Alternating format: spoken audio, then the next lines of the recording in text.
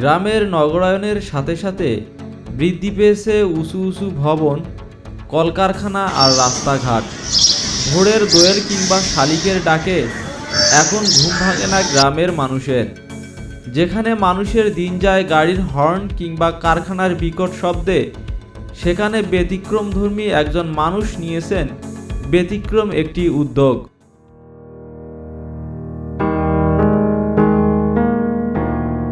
আরিফ রুবেল পেশায় একজন ব্যাংক কর্মকর্তা। সময়ের তাড়া আর কাজের ব্যস্ততা থাকলেও মনকে রাঙিয়েছেন রঙিন আভায়। ছোটবেলা থেকে ফুল পছন্দ ছিল তার।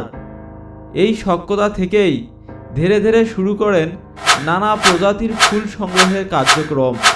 আসসালামু আলাইকুম ভাই। ওয়ালাইকুম আসসালাম। কেমন আছেন আপনি? আলহামদুলিল্লাহ, সব মিলে খুব ভালো আছি। আপনার এখানে এসে অনেক ভালো লাগলো, আমরা ঘুরে ঘুরে দেখলাম। কোন কনসেপ্ট থেকে আপনি এই ফুলের এত সুন্দর একটি বাগান তৈরি করে ফেলছেন? আচ্ছা, আসলে বলি, এখন আমি ছোটবেলা থেকে আসলে ফুল প্রেমী একজন মানুষ। আমি আগে থেকেই 2-4টা ফুল আমার কাছে ছিল।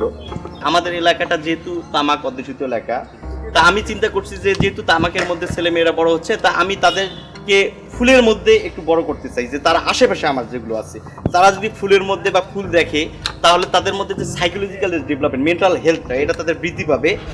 আমি বিশ্বাস করি কেউ যদি ফুল পছন্দ করে, ফুলের ভিতর থাকে এবং ফুলকে তার চোখে সঠিক চোখে দেখে, একটা ফুল আর্টিফিশিয়ালি দেখা যায় এবং ভিতর থেকে দেখা যায়, তখন তার মধ্যে সেই বাচ্চারা ক্রাইম করতে পারে না, তারা উন্নয়নের পথে ধাবিত হয়। নতুন প্রজন্মকে নিয়ে আপনার সামনের প্রত্যাশা কি? আপনি তাদেরকে নিয়ে কি প্রত্যাশা করেন?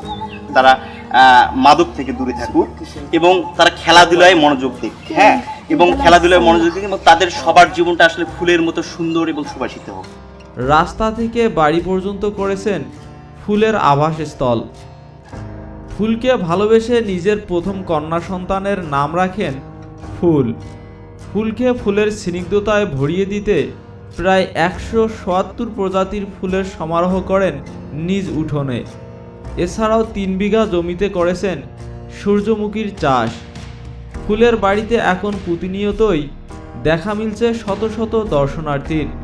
ভাই, কত দূর থেকে আপনারা আসছেন? আমরা ভাই চাপাহাট থেকে আসছি। চাপারহাট থেকে? এখানে এসে কেমন লাগতেছে? আপনাদের অনুভূতি কি? জি, ভালো লাগতেছে। ভিডিওতে দেখছি যে এখানে সুন্দর সুন্দর ফুল আছে, তো সেই জন্য আজকে দেখার জন্য আসছি। এখানে প্রায় কতগুলো ফুল দেখা হলো আপনাদের? 48 প্রজাতি দেখছি অলরেডি, আরো দেখা বাকি আছে। ঠিক আছে ভাই, ধন্যবাদ। এই বয়সে আপনাকে ফুলের প্রতি আপনার যে আগ্রহ, ফুলের প্রতি আপনার যে ভালোবাসা, সত্যি আমি অবাক যে আপনি ফুলের পিছনে এতটুকু সময় দিচ্ছেন এবং যারা ঘুরতে আসতেছে তাদেরকে আপনি বিভিন্নভাবে বুঝাইয়া তাদেরকে দেখাই দিচ্ছি, মনিটরিং করতেছি। আসলে এই ভালোবাসাটা আপনার কিভাবে আসলে বা কতটুকু আপনি ফুলের প্রতি আকৃষ্ট? ফুল দেখেন, ফুল কিন্তু সবাই ভালোবাসে, কিন্তু ফুল ভালোবাসার এটা ভালোবাসা, সবাই ভালোবাসে, সবাই চায় করতে, কিন্তু সবাই করতে পারে না, কারণ যেন অর্থনৈতিক ব্যাপার আছে। মানে আপনি অনেকগুলো পিকচার এখান থেকে সংগ্রহ করলেন, এখানে এসে কেমন লাগতেছে আপনার?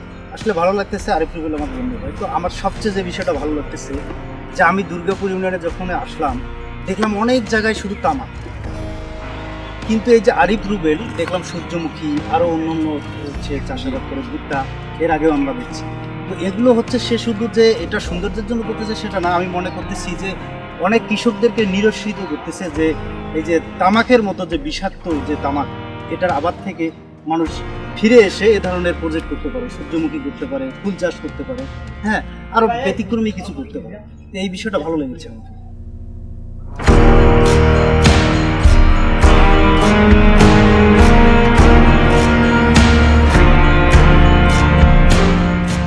প্রতিহিংসার এ জগতে এমন উদার মানুষের দেখা মেলা সত্যিই ভার।